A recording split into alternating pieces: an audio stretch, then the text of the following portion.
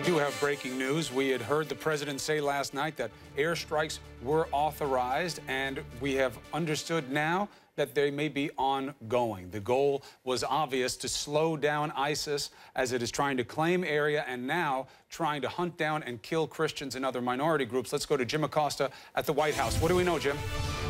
Chris, the Pentagon Press Secretary, Rear Admiral John Kirby, just tweeted a few moments ago what the Pentagon is now announcing, what the White House is now announcing, and that is that the U.S. has conducted airstrikes in Iraq.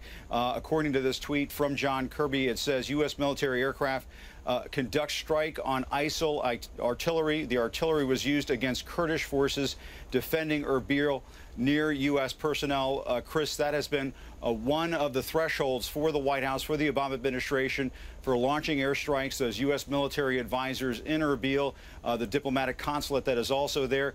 The president, White House officials were saying yesterday, if that was being threatened, if those personnel were being threatened, that the U.S. would launch airstrikes. And the Rear Admiral John Kirby, the Pentagon press secretary, announcing on Twitter that those airstrikes have happened. And so the second part of this operation that the president announced last night, one being those humanitarian airdrops, the second being to authorize airstrikes, the second part of that mission has now begun. Chris? You know, we had heard, Jim, from the ground that it's not enough just to feed these people. You have to do that, but otherwise, if that's all you do, you'd be fattening them up for slaughter. So these attacks, these strikes are not a surprise, but the way they're worded is also interesting, that they were coming to the defense of Kurd positions defending the city of Erbil and surrounding situations.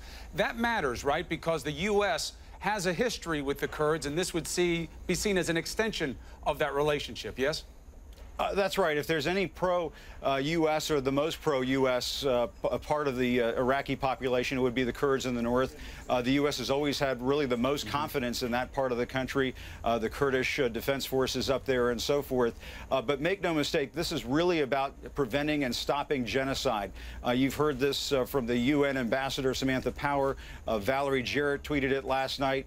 John Kerry, who's traveling overseas right now, talked about it in the wee hours of the morning. He was at a press conference in Afghanistan and said that this is about preventing genocide, and that those Yazidis who are taking refuge up in those mountains in northern Iraq, they basically have no defense at this point. They could be slaughtered. And what the president said last night is that in the face of that, the United States is not going to turn a blind eye and allow that to happen. And so that is partly why this is happening. But one thing I want to point out, Chris, I talked to a senior White House official last night who said that the president's top priority in Iraq is protecting U.S. personnel. And so this was really a line that ISIL crossed, if you want to call it a red line, that ISIL crossed. That is what triggered these airstrikes.